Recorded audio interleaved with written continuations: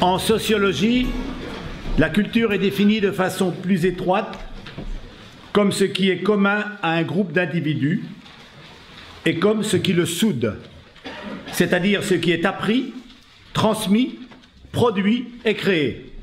Elle englobe, outre les arts, les lettres et les sciences, les modes de vie, les lois, les systèmes de valeurs, les traditions et les croyances. Ce réservoir commun se constitue en de multiples manières distinctes d'être, de penser, d'agir et de communiquer en société.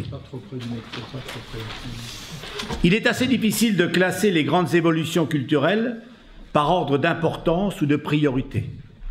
Aussi, nous avons convenu de retenir deux catégories. Celles qui peuvent impacter directement notre pratique religieuse et celles pour qui nous serons plus spectateurs qu'acteurs de cette transformation qui s'opère progressivement, voire sournoisement, sous nos yeux.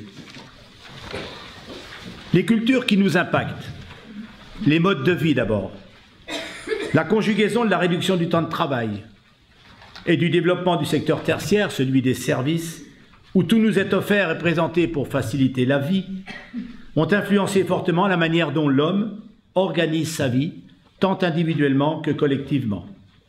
Les critères qui prévalaient il y a encore peu, solidité de la cellule familiale, présence importante du religieux, transmission intergénérationnelle de valeurs et de savoirs, tout ça s'estompe progressivement pour les laisser la place à une explosion dans tous les domaines, pouvant conduire aussi bien à un individualisme rampant, j'ai beaucoup moins besoin de l'autre car je veux conserver ma liberté d'agir, qu'au développement plus important d'échanges et de rencontres. La civilisation des loisirs, la même réduction du temps de travail associée à une élévation du niveau de vie, transforme en profondeur la manière dont va se dérouler la vie de tous les jours. Progressivement, le temps consacré aux loisirs augmente et ce temps libre supplémentaire s'oriente vers la pratique d'activités de toutes sortes, culturelles, sportives, conduites en majorité dans des associations ou des organismes, à la recherche d'un certain plaisir, d'ailleurs licite ou pas, et puis pouvant aller même jusqu'à l'addiction, mais aussi recherche de découverte. Dans cette dynamique, le temps consacré à la pratique religieuse devient le moins présent possible. Troisième idée, la révolution numérique du savoir et de la connaissance. Avec le développement des moyens d'information et de communication, l'accès à la connaissance, donc à la vérité, ou plutôt à sa vérité, a été considérablement facilité. Autrefois réservé exclusivement aux établissements d'enseignement scolaire et universitaire, l'acquisition des connaissances est assurée par des acteurs nouveaux, souvent mal connus. Si cette évolution profite davantage aux personnes, dirons-nous, bien équilibrées, en revanche, l'élève en difficulté peut très vite décrocher dans ce système scolaire.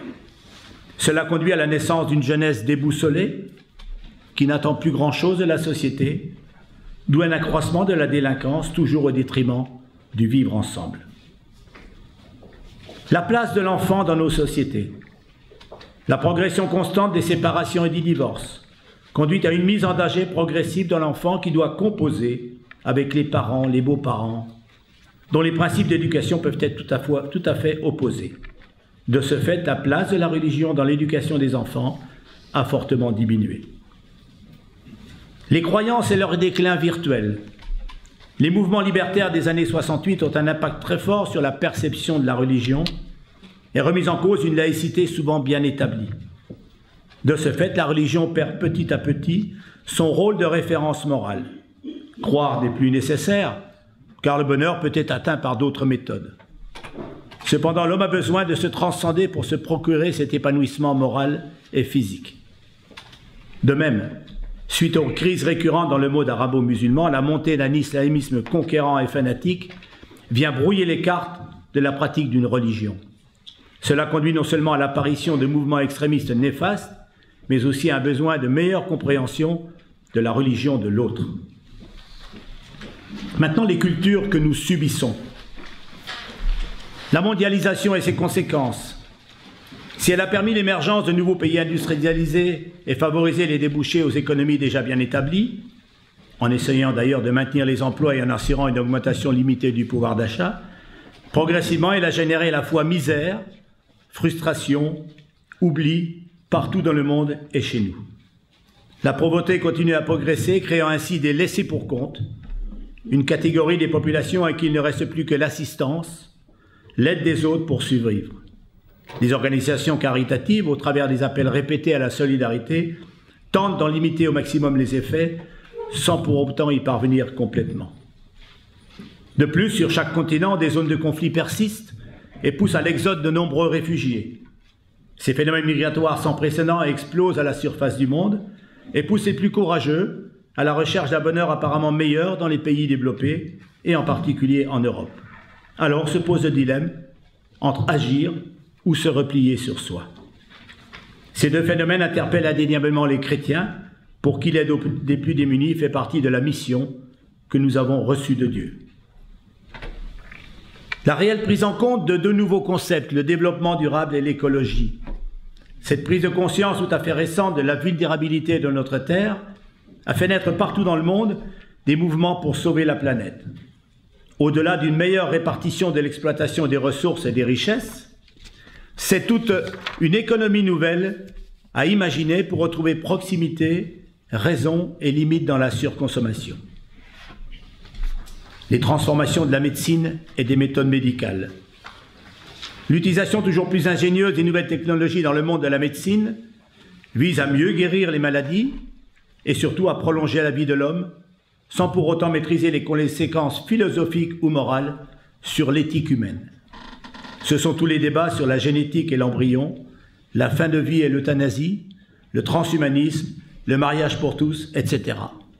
Le consensus de la recherche d'une éthique universelle sera très difficile à obtenir, car il se place le plus souvent dans un contexte international où les approches sont très différentes. En conclusion, nous mesurons dans cet inventaire que ces grandes évolutions culturelles rendent la pratique de la foi de plus en plus rare, si elle n'est pas rare, difficile, mais que depuis des siècles, l'homme a su maintenir sa foi dans l'homme et en Dieu. Alors il nous faut continuer à relever des défis de notre monde d'aujourd'hui. Et maintenant, quel soutien apporterons-nous les uns aux autres pour approcher et entendre ce monde contemporain si divers et si blessé? Manifestement, nous pensons que c'est au niveau local que nous pouvons le plus facilement apporter ces solutions à la prise en compte de toutes les personnes écorchées de la vie. En effet, ces solutions passent nécessairement par une attitude d'abord personnelle, qui repose sur ma propre conviction que dans chaque prochain réside toujours une part d'amour et de raison, et ensuite collective au travers de mon engagement dans un mouvement ou une association appropriée. Les premières recommandations qui nous semblent les plus évidentes sont d'abord l'accueil et l'écoute, une dimension récurrente dans tous les travaux conduits par l'Assemblée et les équipes synodales depuis le début de notre synode. Pour avoir la chance de découvrir cette misère cachée ou enfouie, rien ne remplace la rencontre et le dialogue. Ensuite, le partage, une dimension qui engage davantage et qui permet de fidéliser une relation. Et puis enfin, la solidarité, une dimension qui s'installe dans la durée et qui met en œuvre d'autres acteurs, pas nécessairement chrétiens, pour apporter à la fois efficacité et remède à la hauteur de l'urgence et de la gravité des situations. Notre Église, comme elle l'a toujours fait par le passé, doit tout faire pour assimiler ces cultures différentes dans le strict respect de l'Évangile. C'est une manière de s'enraciner dans le tissu local et de faire découvrir aux personnes qui sont en recherche que l'amour de Dieu dépasse toutes ces différences et qu'il permet de construire une vie toujours meilleure. Cela nécessite un engagement personnel de chaque chrétien, mais aussi un élan collectif pour être plus fort devant l'adversité.